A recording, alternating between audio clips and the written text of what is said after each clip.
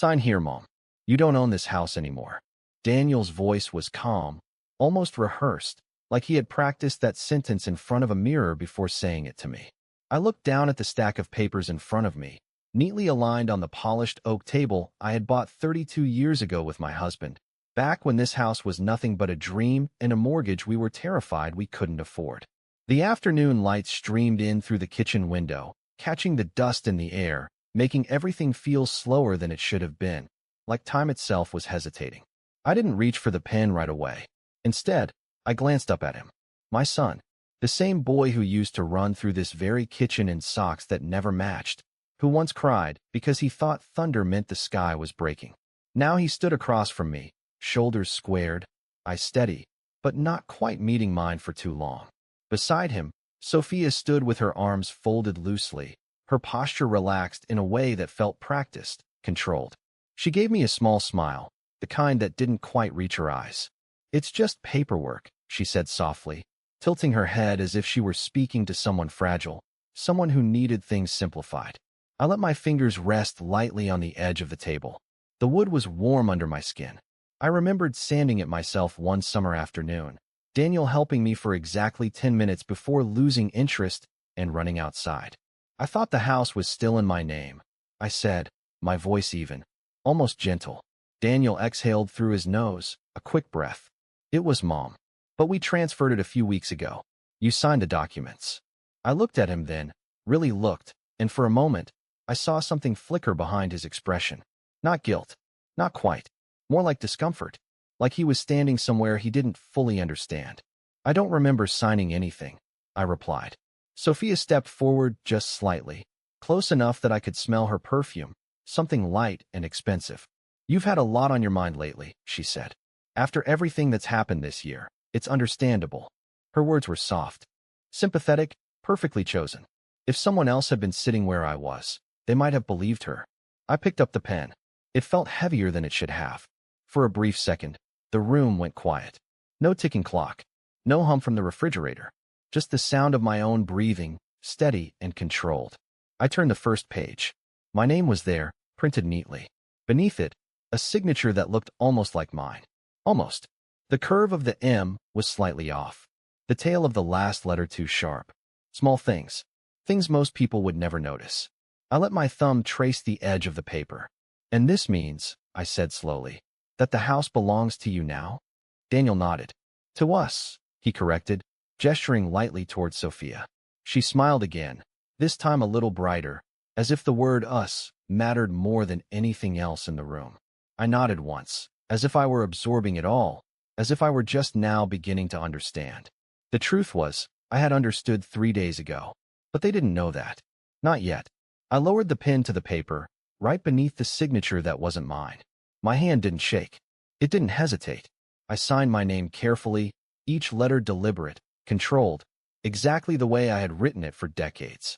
When I finished, I set the pen down and slid the papers back toward them. Daniel reached for them quickly, relief flashing across his face so fast it might have gone unnoticed by anyone else. But I noticed. I noticed everything. Sophia glanced at the signature, her eyes scanning it for just a second longer than necessary. Then she let out a small breath, almost imperceptible. "Thank you," she said. I smiled. Not wide, not warm, just enough. "Of course," I replied, "because sometimes the easiest way to see the truth is to let people believe you never saw it at all." I unfolded the letter slowly that afternoon, careful not to crease the edges more than they already were, as if preserving its condition would somehow preserve the truth inside it. The paper was standard, nothing remarkable about it, but the words printed across it carried a weight that settled deep in my chest. It was a notice of ownership transfer, dated 2 weeks prior, listing my home under a new legal structure. My name was still there, but only as a former owner. Beneath it were 2 signatures. One was Daniel's, unmistakable in its hurried, slightly slanted style. The other was mine, or at least something meant to resemble it. I stood there in the living room, the sunlight cutting across the floor in long, quiet lines, and read the document again. Then a third time. Each reading did not change the words, but it changed something in me. Not panic, not anger, something colder, something that sharpened the edges of my thoughts instead of dulling them. When Sophia walked into the room, she found me exactly where I had been standing, the letter still in my hands. "Is everything okay?" she asked, her voice light, almost casual, but there was a flicker in her eyes that did not match her tone. I held up the letter slightly, not enough to accuse, just enough to acknowledge. "This came today," I said. She stepped closer, glancing at the paper as if seeing it for the first time. "Oh, that," she said after a brief pause, her lips forming a small, reassuring smile. "It is just part of the restructuring Daniel has been working on. He mentioned it to you, did he not?" I shook my head once slowly. "No," I replied. She did not falter, not even for a second. "He probably forgot. It has been a busy few weeks. You know how he gets." She reached out then, gently taking the letter from my hand, her fingers brushing mine in a gesture that felt practiced rather than comforting. "I can go over it with you later," she added, already folding the paper as if it were something routine, something unimportant.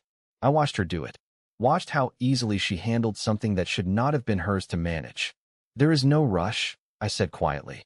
She nodded, satisfied, and placed the letter on the side table, aligning it neatly with a stack of magazines before walking toward the kitchen. I did not move right away. Instead, I looked at the space where the letter had been, as if the absence of it might reveal something new. That was the moment I understood that whatever had been done was not a mistake. It was deliberate, careful, planned in a way that relied on one simple assumption: that I would not question it, that I would accept it the same way I had accepted so many small changes over the past year. The way Daniel had stopped asking before making decisions. The way Sophia had gradually taken control of things that used to be mine to manage. The way conversations would shift when I entered a room, as if I had interrupted something I was not meant to hear. I walked to the side table and picked up the letter again, smoothing it out with the palm of my hand. The signature stared back at me, familiar enough to pass, different enough to matter. I traced it lightly with my finger, following each curve, each line. I had signed my name thousands of times over the years. On checks, on documents, on birthday cards and school forms and holiday letters. It was a habit, a rhythm, something my hand knew without thinking. And this was not it. Not quite. That was when I decided to make a call. Not out of fear, but out of certainty. Because once you see something clearly, you cannot pretend you did not. And I had spent too many years building a life inside this house to let it be taken apart by people who believed I would never look closely enough to notice. I met him the next morning at 9 o'clock, exactly as we had agreed, in a small office that had not changed in over 20 years. The same dark wood shelves lined the walls, filled with binders labeled in careful handwriting, and the same brass lamp sat on the corner of his desk, casting a steady, warm light across the room. Mr. Harris stood when I entered, his posture straight despite his age, his expression calm but attentive. He did not offer unnecessary sympathy. That was one of the reasons I trusted him. "County 2 weeks ago," he said. "And you are certain you did not sign this?" I folded my hands in my lap. "I am certain," I replied. He nodded once, as if checking off a detail he had already anticipated. "The signature is close," he continued, tapping the paper lightly with his finger. "Close enough to pass through routine processing. But it is not identical. The pressure points are inconsistent. The stroke at the end is forced." I listened without interrupting. Every word settled into place, forming a structure that felt solid, undeniable. "There is more," he added, reaching for a folder on his desk. He opened it and turned it toward me. Inside were copies of additional documents, transfer forms, authorization records. Each one carried the same imitation of my signature. Each one dated within a narrow window of time. "These were submitted in sequence," he said. "Whoever did this understood the process. They did not rush. They built it step by step." I looked down at the papers, recognizing my name repeated in ink that did not belong to me. "Daniel?" I asked quietly, not because I believed he was capable, but because I needed to hear the answer spoken aloud. Mr. Harris shook his head slightly. "The pattern does not suggest him," he said. "These forms require coordination, attention to detail, consistency. This is someone who planned ahead." I did not respond right away. Instead, I thought of the small things. The open mail, the controlled conversations. "Believe I do not know," I said. "Then that is our advantage," he replied. He closed the folder and slid it back across the desk toward me. "We gather everything," he continued. "Every document, every transaction, every detail. And when the time comes, we present it all at once. Clean. Undeniable. I picked up the folder, feeling its weight in my hands. It was not heavy, but it carried something far greater than paper. It carried clarity. How long? I asked. As long as it takes for them to be certain they have succeeded, he said. I stood then, smoothing my coat as I prepared to leave. They already think they have, I replied quietly. Mr. Harris allowed himself the faintest hint of a smile. Then we are closer than you think, he said. As I stepped outside, the air felt cooler, sharper against my skin. The street was quiet, ordinary, unchanged. But I was not the same as I had been the day before. There is a difference between suspecting something is wrong and knowing it with certainty. Once you know, everything else becomes a matter of timing. And I had always been very patient. When I returned home that afternoon, nothing had changed on the surface. Paperwork tonight, she said, just to make sure everything is clear. I nodded once, stepping into the kitchen and taking my usual seat at the table. That would be helpful, I said. The words came easily. Too easily. I folded my hands together and watched as she resumed her slicing. Each movement controlled, deliberate. There was a rhythm to it, one that matched the way she managed everything else in this house. Nothing rushed, nothing careless. It would have been impressive if it had not been directed at me. Daniel mentioned you signed everything, she added casually, not looking up. It makes things so much simpler. I let a small pause settle between us before responding. Yes, I said. It does. She nodded, satisfied, and continued working. The conversation ended there, as if nothing more needed to be said. But I watched her closely now. The way she moved, the way she chose her words, the way she avoided certain topics without making it obvious. It was not just what she did. It was what she did not do. She never asked if I had questions. She never offered details unless they were necessary. She controlled the flow of information in a way that kept everything just out of reach. Later that evening, Daniel came home and joined us for dinner. He spoke about work, about a new project, about numbers and deadlines that had nothing to do with me.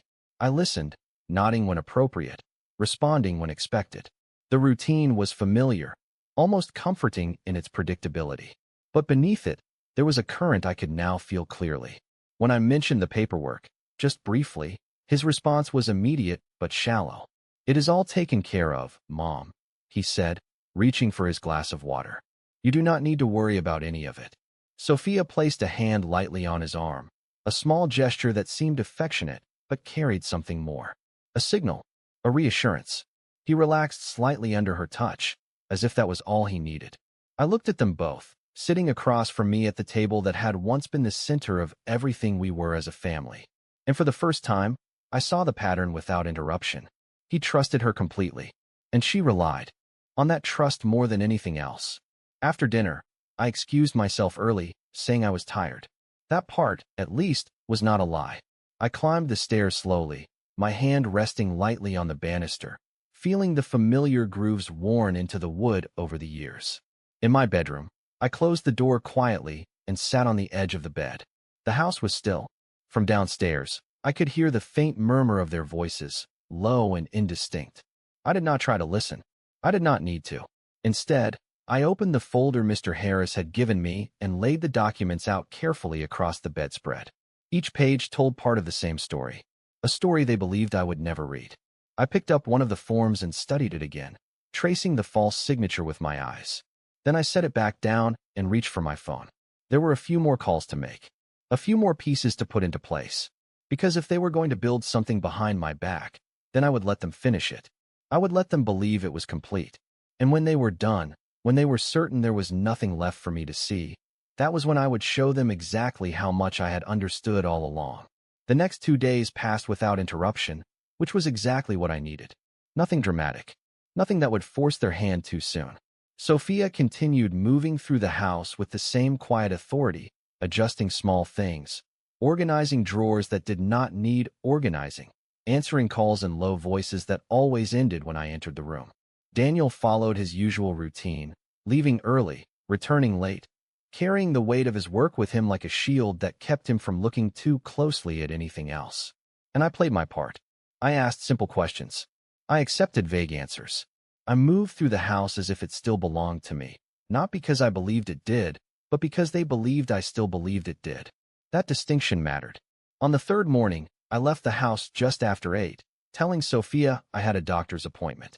She nodded without asking for details, which told me everything I needed to know about how little she expected from me.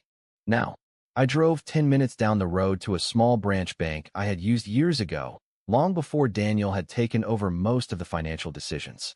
The building had not changed. The same faded sign, the same narrow parking lot, the same quiet interior that smelled faintly of paper and polish. Inside, I asked for a meeting with a manager. I did not raise my voice. I did not create urgency. I simply waited. When I was finally shown into a small office, I introduced myself and placed a copy of the documents on the desk. The manager, a woman in her early 50s with a careful, professional expression, reviewed them slowly. I watched her face, not for emotion, but for recognition. It came in a subtle shift of her eyes, a pause that lasted just a fraction longer than necessary. These transfers, she said, choosing her words carefully, were processed through an external authorization, not directly in person. I nodded. And the signatures? I asked. She glanced at them again. We rely on verification protocols, she replied. But if there is a concern, we can initiate a review. There it was. Not a denial. Not a confirmation. Just enough to move forward. I would like that, I said. She nodded, making a note on a form and sliding it into a folder. We will need some time, she added. Of course, I replied. Time was the one thing I was willing to give. When I left the bank, I did not feel relief. I did not feel anger. I felt alignment. Each piece was beginning to settle into place, not all at once, but steadily, like a structure being built with intention. That afternoon, I made another stop. A small records office near the courthouse, the kind of place most people only visit when they have no other choice. The clerk behind the counter recognized my name after a brief search, pulling up the recent filings with efficient familiarity. Everything looks in order, she said, turning the screen slightly toward me. I studied the entries, each timestamp, each submission, each confirmation. It was all there. Organized. Official. Convincing. Can I request copies? I asked. She nodded, printing them without hesitation. As the pages slid out of the machine, one after another, I realized something important. Whoever had done this had not been careless. They had not rushed. They had followed every step required to make it appear legitimate. And that meant they believed the process itself would protect them. I gathered the copies, thanked the clerk, and walked back to my car. The sky was clear, the air crisp, the kind of day that felt ordinary in every possible way. But nothing about this was ordinary anymore. When I returned home, Sophia was in the living room, reviewing something on her tablet. She looked up briefly, offering a polite smile. "How was your appointment?" she asked. I set my bag down and removed my gloves slowly. "Routine," I said. She nodded and returned to her screen, satisfied. I watched her for a moment longer than necessary, noting the ease in her posture, the absence of concern. She believed everything was proceeding exactly as planned. And for now, she was right. I moved past her and into the kitchen, placing the folder of new documents carefully in the drawer I had chosen the night before. Not hidden, not obvious, just placed where I could reach it when the time came. Because the truth does not need to be rushed. It only needs to be ready when it is finally seen. By the end of the week, the pattern had become clearer than I expected, not because they made a mistake, but because they became comfortable. Comfort has a way of revealing things that caution hides. Sophia no longer checked the mail in front of me. She simply took it as soon as it arrived and sorted it somewhere out of sight. Daniel stopped mentioning anything related to the house altogether, as if the matter had already been settled and no longer required discussion. And in a way, it had been settled, at least in their minds. That was what made it easier. That was what made it dangerous for them. That evening, Sophia approached me in the living room with a folder in her hand, the same controlled smile resting on her face. "I thought we could finalize a few remaining details," she said, placing the folder gently on the coffee table in front of me. I looked at it, but did not open it immediately. "What kind of details?" I asked. She sat across from me, crossing one leg over the other, her posture relaxed but attentive. "Just transitional things," she replied. "Utilities, maintenance responsibilities, minor adjustments. Since the ownership has already been transferred, it is mostly procedural." I nodded slowly, letting a brief silence settle between us before reaching for the folder. Inside were neatly organized documents, each labeled, each prepared in advance. She had anticipated this moment. That much was obvious. I flipped through the pages carefully, not rushing, not reacting, allowing my eyes to move over each line as if I were seeing it for the first time. And where would I be staying? I asked, keeping my tone neutral. She did not hesitate.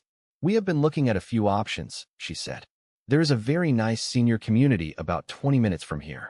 Quiet, well-maintained, with plenty of activities. I think you would enjoy it. I closed the folder gently and rested my hands on top of it. I see, I said. Across from me. She watched my face, searching for something. A reaction. Resistance. Emotion. I gave her none of it. That was not what this moment required. There is no rush, she added quickly, perhaps interpreting my silence as uncertainty. We just want to make sure everything is comfortable for you. Comfortable. The word lingered in the air longer than it should have. I allowed myself a small nod. Of course, I said. She smiled again, satisfied, and stood up, taking the folder with her as if the conversation had reached its natural conclusion.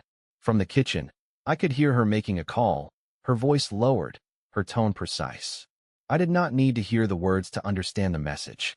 She believed the final steps were already in motion. Later that night, after the house had gone quiet, I returned to my room and opened the drawer where I had placed the documents. I spread them out again, adding the new information to what I had already gathered. Each piece fit into the same structure, reinforcing it, strengthening it. There were no gaps anymore, no uncertainties, just a complete picture of what had been done and how it had been done. I sat there for a long time, not because I needed more time to understand, but because I wanted to be certain of my next step. There is a difference between reacting and deciding. One is driven by emotion, the other by clarity. I reached for my phone and scrolled to the number I had used before. The call connected quickly this time. It is time, I said simply. There was no need for elaboration. Are you ready? Mr. Harris asked. I looked down at the documents spread across the bed, at the signatures that were not mine, at the dates that told their own story. Yes, I replied. They are already moving forward. There was a brief pause on the other end, followed by a quiet acknowledgement. Then we proceed as planned, he said. I ended the call and placed the phone beside me, letting the silence settle once more. Downstairs, everything remained still, orderly, controlled, exactly the way Sophia preferred it. I stood up and gathered the papers, placing them back into the folder with careful precision. Because tomorrow, nothing would change on the surface. I would still sit at the same table. I would still listen to the same conversations. I would still play the same role they had assigned to me. But beneath that, everything had already shifted, and they did not know it yet. The next morning unfolded with a quiet precision that felt almost rehearsed, as if every movement inside the house had been placed on an invisible schedule that only one person fully understood. I woke before sunrise, not out of habit, but because clarity has a way of pulling you forward before the day begins. The house was still, wrapped in that brief moment of silence before routines take over, before voices fill the space again. I moved through the kitchen slowly, preparing coffee the same way I had for years, measuring each step without thinking, letting the familiarity ground me. Outside, the first lights stretched across the yard, touching the maple tree that had outgrown everything around it. I stood there for a moment, watching it, remembering how small it had been when we planted it. Growth is not always loud. Sometimes it happens quietly, unnoticed, until one day it is undeniable. By 8 o'clock, Sophia was already awake, moving through the house with that same controlled energy, her phone in one hand, her attention divided between tasks that seemed minor but were never accidental. She greeted me with a polite smile, asking if I had slept well. I told her I had. It was not entirely untrue. When you have already decided what comes next, sleep becomes less about rest and more about preparation. Daniel joined us shortly after, his tie slightly crooked, his focus already somewhere else. He spoke about a meeting he had later that morning, something important, something that required his full attention. I listened, nodding at the right moments, allowing the conversation to move around me without interruption. There was no need to shift anything yet, not until everything was in place. After breakfast, Sophia brought out another set of documents, placing them neatly on the table in front of me. These are just confirmations, she said, her tone light, reassuring. Nothing complicated. I looked down at the pages, recognizing the format immediately. Finalization steps. Closing actions.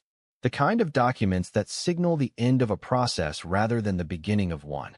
You can take your time, she added, though her posture suggested otherwise. I reached for the papers and began to read, my expression calm, my movements unhurried. Each line confirmed what I already knew. Each signature space marked a step they believed I would complete without question. Everything looks in order, I said after a moment, setting the papers back down. Daniel let out a small breath, barely noticeable, but there. Relief again. Always relief. Good, he said. That makes things easier for everyone. I nodded once, folding my hands together on the table. When is the final appointment? I asked. Sophia answered before he could. Tomorrow afternoon, she said. At the office downtown. It will not take long. Tomorrow. The words settled into place with quiet certainty. That works, I replied. She smiled, satisfied, and gathered the documents, aligning them carefully before placing them back into her folder. The rest of the day passed without disruption. I moved through the house as I always had, touching familiar surfaces, noticing details that had once blended into the background. The hallway light that flickered slightly before turning on. The faint mark on the wall near the staircase where Daniel had once dragged a chair too close. The kitchen drawer that never fully closed unless you pushed it twice. These things mattered, not because they were significant on their own, but because they were part of something that had been built over time, piece by piece, without shortcuts. That evening, after dinner, I excused myself early once again, returning to my room with the same steady pace. I closed the door behind me and walked to the window, looking out at the yard as the light faded into evening. Tomorrow would not look different from the outside. There would be no raised voices, no sudden shifts, no visible disruption. That was never the plan. Instead, it would be quiet, controlled, precise. I turned from the window and opened the drawer, retrieving the folder I had assembled over the past few days. Every document was there, arranged in order, each one ready to be seen at the right moment. I placed it on the bed and rested my hand on top of it, feeling the weight of it beneath my palm. Not heavy, but certain. Downstairs, I could hear Sophia moving through the kitchen, the soft sound of dishes being placed into the sink, the faint hum of the dishwasher starting its cycle. Everything was exactly as it should be, exactly as she had planned. And that was what made it possible. Because when someone believes they are in control, they stop looking for what they might have missed. I turned off the light and sat in the quiet, letting the stillness settle around me. Tomorrow, they would finally see what I had known all along. But tonight, I let them keep their certainty. It was the last night they would have it. The office downtown was exactly what I expected, quiet, polished, designed to make every transaction feel final before it was even completed. The receptionist greeted us with a practiced smile, her voice measured, her movements efficient as she led us into a conference room with a long glass table and chairs that were slightly too comfortable, as if meant to keep people seated just long enough to sign whatever was placed in front of them. Daniel sat to my right, his posture straight but tense, his hands resting on the table in a way that suggested he wanted this to be over quickly. Sophia sat across from me, her folder already open, her documents neatly arranged, her confidence intact. She glanced at me briefly, offering a reassuring smile, the same one she had used every time she needed me to accept something without question. "This will not take long," she said softly. I nodded once, placing my purse beside me and resting my hands lightly on the table. A few minutes later, Mr. Harris entered the room, his presence calm, unhurried, as if this were just another appointment on a routine schedule.